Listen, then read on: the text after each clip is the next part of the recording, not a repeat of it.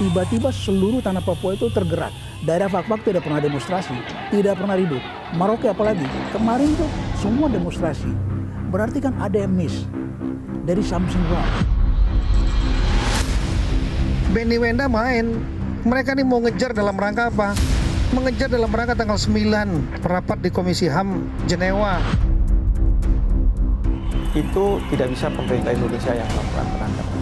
Kenapa? Karena Benny Wenda dia adalah warga negara asing dan kemudian dia tinggal di negara asing juga.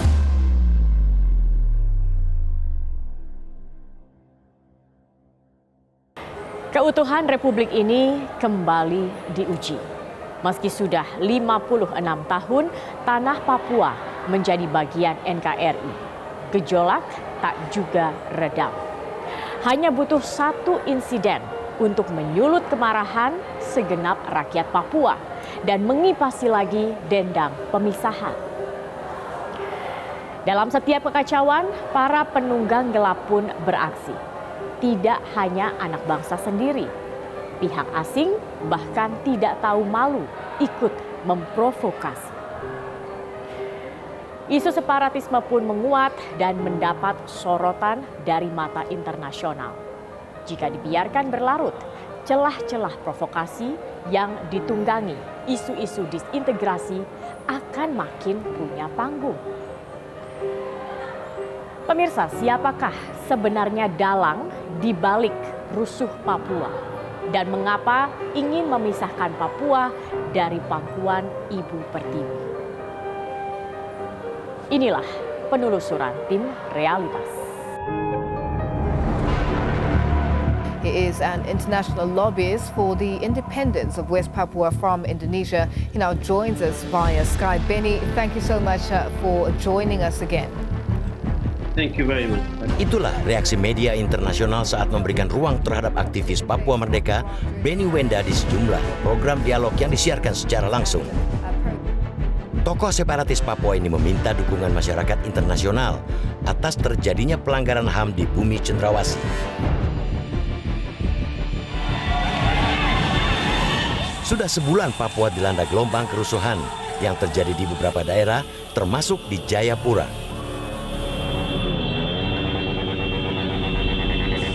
Aksi ini berujung anarkistis hingga membakar sejumlah bangunan dan objek vital. Kerusuhan ini berawal dari kasus rasisme yang terjadi di Surabaya, Jawa Timur sehari sebelum peringatan Hari Kemerdekaan Republik Indonesia.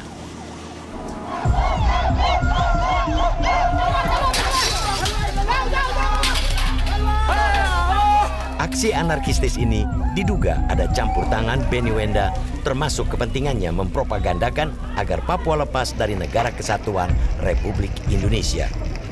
Dari pengamatan kita, dari informasi yang diterima, dari persepsi-persepsi yang memang aktual betul dari hasil-hasil pengamatan intelijen, memang ada satu konspirasi, ada hubungan timbal balik antara Benny Wenda dengan kedua organisasi itu, ya, baik KNPB maupun ya UMP tadi, ya, AMP, ya, itu ada.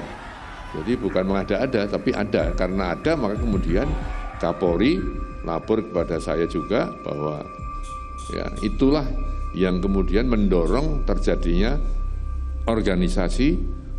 terjadinya satu demonstrasi yang anarkis. Ibu-ibu itu datang setelah menyerahkan, mereka ada apa? Demonstrasi yang berujung anarkistis di Papua yang diduga ditunggangi pihak tertentu, termasuk Benny Wenda, dibenarkan oleh Freddy Numberi, mantan gubernur Papua. Jadi saya pikir Pak Wiranto benar. Pak Wiranto benar. Manakala dari informasi yang ada, bisa dong ada suatu pergerakan yang diakibatkan penghasutan. Ya, misalnya tadi oleh Pak Wiranto dinyatakan bahwa itu hasut dari Benny Wenda.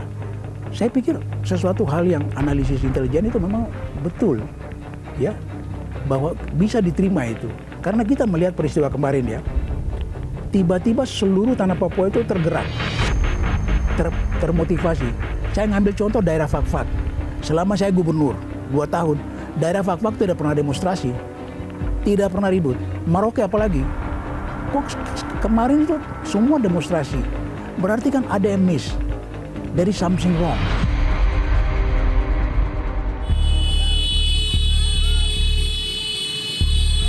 Demonstrasi dan kerusuhan tidak dikenal oleh masyarakat Papua. Ya, dalam adat istiadat di Papua, segala macam permasalahan harus dibicarakan dengan kepala suku sebelum warga bergerak. Wajar saja jika para tokoh adat Papua pun heran. Mereka pun mempertanyakan siapa dalang di balik gelombang aksi kerusuhan itu. Nah, apa yang terjadi hari ini di Papua, ini masyarakat HB ini merasa bahwa ini sesuatu yang aneh.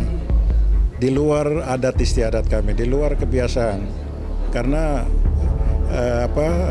kerusuhan ataupun demonstrasi itu tidak dikenal di wilayah adat sini. Segala keputusan, segala kepentingan itu biasanya dibicarakan di para adat oleh Ndwafi, kepala suku. Baru keluar perintah. Di atas dia tidak ada orang yang mengendalikan mereka. Polisi menetapkan sebanyak 38 tersangka baru dalam kasus aksi massa di Papua dan Papua Barat. Total tersangka kerusuhan menjadi 68 orang yang berada di wilayah Sorong, Manokwari, Fafak, Jayapura, dan Timika. Jadi apa yang terjadi di Papua saat ini dan di luar, itu semua didesain oleh kelompok yang ada di sini. Dan itu akan saya kejar. Kita udah tahu nama-namanya, kami akan tegakkan hukum pada mereka. Karena selagi mereka terus bermain seperti ini, ya, mengorbankan masyarakat ke depan, berbenturan, dan mereka bermain tangan bersih, enggak, kita tahu. Ini akan terus terjadi kalau seandainya kita nggak akan bergerak keras.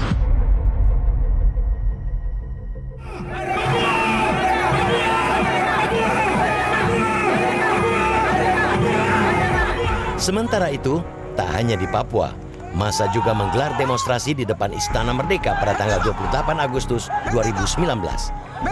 Inilah saat kelompok massa dari masyarakat dan mahasiswa Papua menari adat dengan membawa dan mengibarkan bendera bintang Kejora.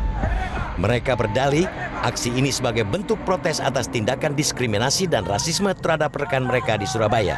Namun, ada yang janggal dalam aksi ini. Satu persatu mereka menyuarakan agar Papua mendapat hak untuk menentukan nasib sendiri alias self-determination right.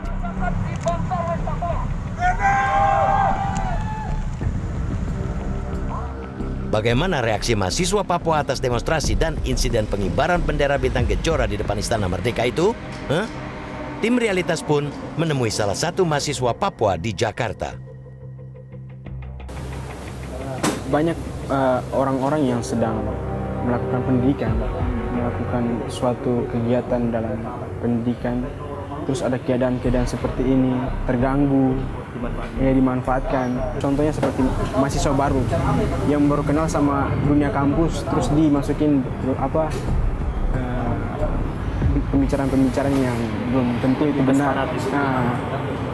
Jadi saya sih gimana ya, nggak mendukung gitu adanya OPM. Sangat, kalau kata kasarnya sih sangat membenci.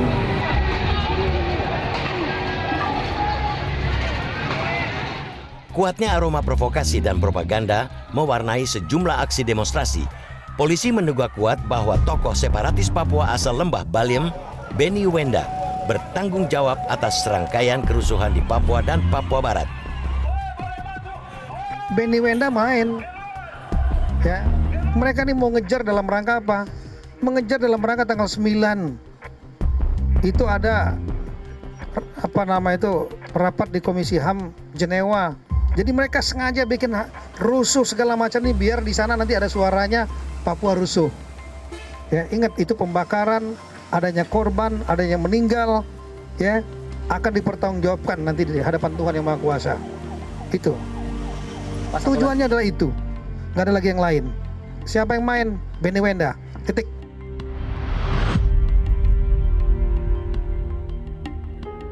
Pegiat separatisme Papua Benny Wenda disebut sebagai tokoh kuat di belakang layar terjadinya kerusuhan di Papua. Bagaimana upaya Benny Wenda menarik simpati dunia internasional demi melepaskan Papua dari Indonesia?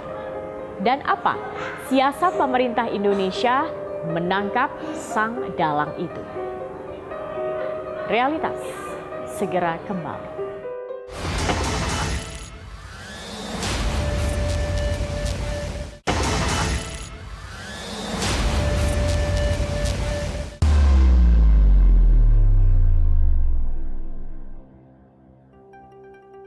Papua Merdeka! Wah, wah, wah! Papua Merdeka! Merdeka! Merdeka! Keberadaan tokoh separatis Papua asal Lembah Baliem, Benny Wenda, menjadi perhatian serius bagi aparat keamanan. Benny yang diduga kuat menjadi aktor di balik membaranya tanah Papua kini tengah diburu. Benny Wenda merupakan ketua dari United Liberation Movement for West Papua. Organisasi ini difokuskan untuk menggalang bantuan bagi kemerdekaan Papua. Tidak hanya melakukan aksi separatisme dari hutan ke hutan, Benny Wenda pun membangun medan perang dengan membangun jaringan diplomasi internasional ke sejumlah negara-negara di Asia Pasifik dan Eropa. Kalau saya lihat kiprah dari Benny Wenda dalam konteks hendak tanda kutip memerdekakan Papua, itu beliau tadinya mulainya dari hutan. Jadi dia berperang dengan aparat militer kita, masuk ke hutan dan lain sebagainya. Sampai pada satu titik akhirnya tertangkap lalu kemudian masuk penjara. Tetapi setelah peristiwa di Abipura, beliau berhasil meloloskan diri dan kemudian pergi ke Inggris. Dan di Inggris mendapatkan suaka. Nah, sejak saat itu Benny Wenda merubah strategi di dalam berhadapan dengan pemerintah Indonesia. Jadi dia tidak lagi menggunakan kekerasan seperti pada waktu dia masih di hutan, tetapi sudah mulai menggunakan diplomasi. Nah, dalam konteks diplomasi ini mungkin Benny Wenda tahu bahwa negara-negara di Pasifik, tentu tidak semuanya, banyak yang mempunyai tanda kutip solidaritas. Saat ini, kepolisian sedang memburu Benny Wenda, ketua United Liberation Movement for West Papua, karena diduga terlibat dari bagian konspirasi yang memicu aksi massa di Papua dan Papua Barat. Benny sendiri telah menerima suaka politik dari pemerintahan Inggris sejak tahun 2003. Untuk memuluskan mimpinya yaitu melepaskan Papua dari NKRI, Benny Wenda mengaku mendapat kucuran dan sokongan dana dari warga Inggris. Saya dibiayai oleh teman-teman Inggris sendiri, individual donation, dan juga kami sendiri, istri saya sendiri kami rekam lagu. Kami ada launch rilis 2 lagu, 2 CD, jadi itu tentang Papua Merdeka. Tapi kami jual dan juga kami melakukan menyanyi di mana saja untuk mendapatkan donation dari teman-teman atau orang. Jadi kami bicara, tapi kami juga pikir kami tidak mengharapkan siapapun.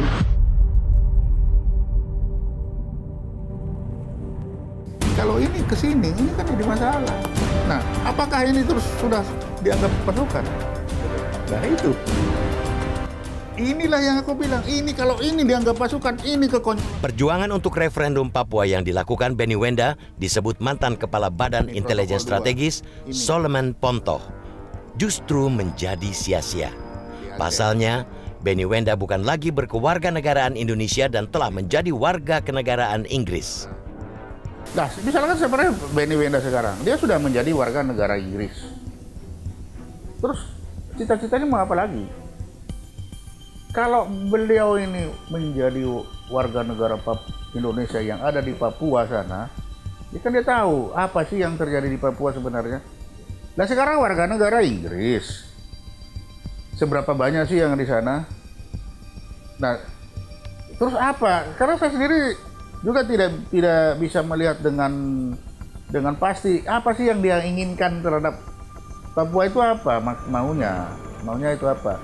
Karena kalau Inggris ya yang saya tahu dia dengan yang ada penulisnya itu John Salford, mereka itu memperbincangkan tentang tata cara waktu referendum, bahwa yang dilaksanakan saat itu adalah perwakilan, tapi menurut mereka seharusnya one man one vote. Pertanyaan saya, di mana kata seharusnya bahwa yang namanya referendum itu harus one man one vote, dari mana? Ya, Bagaimanapun juga, dalang kerusuhan yang mengoyak negara kesatuan Republik Indonesia memang harus ditangkap. Meski sayang, pemerintah tak bisa menggunakan pendekatan secara militer lantaran Benny Wenda bergerak di front politik. Selain itu, statusnya yang berkebangsaan Inggris menjadi salah satu hambatan proses hukum yang tengah dilakukan pemerintah Indonesia. Kalau misalnya mau menangkap, ya, itu tidak bisa pemerintah Indonesia yang melakukan penangkapan. Kenapa? Karena Benny Wenda dia adalah warga negara asing dan kemudian dia tinggal di negara asing juga. Ya, yang saya dengar dia warga negara Inggris dan sekarang berada di Inggris. Nah, apa yang bisa kita lakukan? Pemerintah Indonesia lakukan. Yang pemerintah Indonesia bisa lakukan adalah ketika dulu itu ada kasus Hasan Tiro. Pada waktu itu Presiden Megawati mengutus Pak Ali Alatas, kebetulan saya termasuk di dalam timnya, untuk pergi ke Swedia.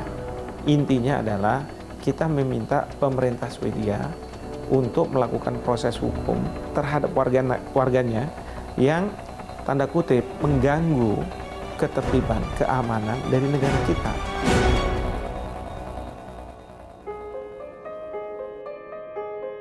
Tidak hanya Benny Wenda, ada pihak asing yang terang-terangan ikut menunggangi dan memprovokasi, menyuarakan pemisahan Papua dari Indonesia. Bagaimana sikap pemerintah Indonesia terhadap pihak asing yang berupaya mengoyak integrasi teritorial NKRI? Realitas segera kembali.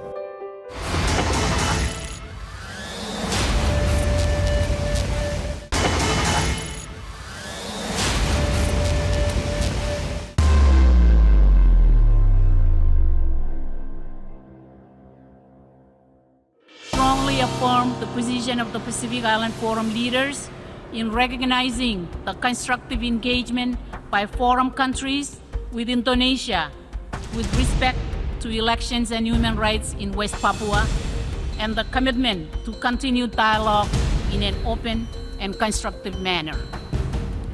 The United Nations must also engage with the people of West Papua to find lasting solutions to their struggles. Des droits de l'homme dont les ressortissants de la Papouasie occidentale en sont victimes. Nous exhortons le Conseil des droits de l'homme à enquêter sur ces abus. Itu respons sejumlah negara-negara di Asia Pasifik yang menyoroti persoalan hak asasi manusia di Papua Barat saat sidang Majelis Umum PBB ke-73 di New York, Amerika Serikat setahun lalu. Mereka mendesak PBB untuk terlibat langsung atas nasib Papua. Merespon tanggapan itu, Wakil Presiden Republik Indonesia Yusuf Kala secara lugas dan tegas menyatakan pemerintah Indonesia tetap mempertahankan integritas teritorialnya. Indonesia has chosen to build a friendly relation with this particular country, including in showing our solidarity and sympathy during difficult times. But when such hostile acts continue, Indonesia will not remain silent. Indonesia will not let any country undermine its territorial integrity. Like my other sovereign country, Indonesia will firmly defend its territorial integrity.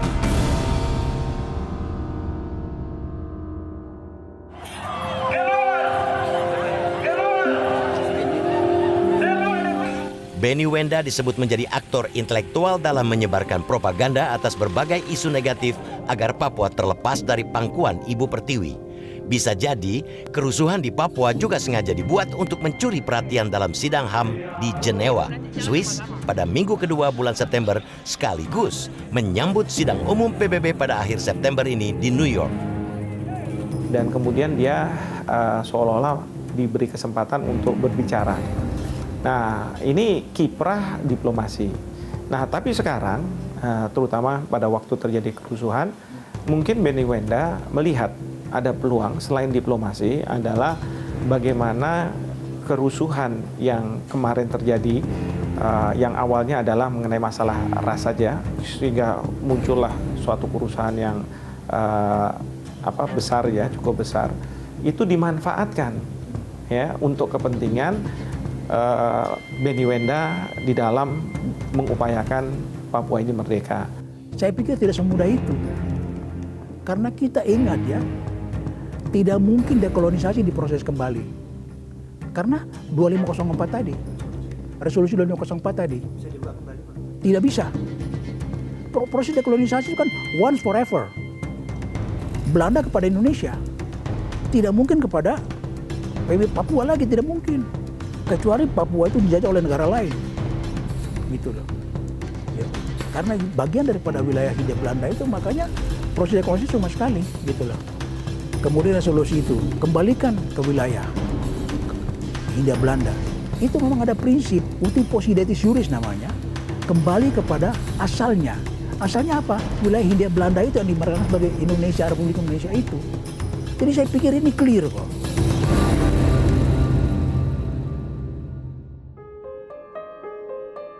Di luar kasus hukum yang muncul di permukaan, pemerintah perlu lebih serius dalam menyelesaikan persoalan-persoalan terkait dengan Papua yang masih banyak berada di bawah permukaan. Isu ketimpangan, dugaan pelanggaran hak asasi manusia, dan isu lain yang sudah lama berkembang juga perlu dicarikan jalan keluar segera. Penegakan hukum tentu harus terus berjalan. Pelaku dan aktor intelektualnya harus segera dihadapkan di meja pengadilan. Kita berharap perdamaian, kehormatan, dan perlindungan hak asasi manusia serta keadilan sosial di bumi Cendrawasih dapat terwujud. Karena pembangunan di Papua tidak ada gunanya bila kondisi di wilayahnya terus menyimpan bara dan prahara.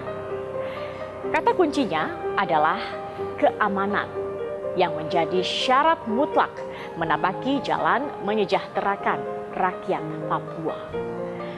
Karena kesejahteraan mampu menyingkirkan kecemburuan yang mengipasi bara separatisme. Semua berawal dari tanah Papua yang aman dan damai. Saya Zakia Arfan bersama tim Realitas. Sampai jumpa.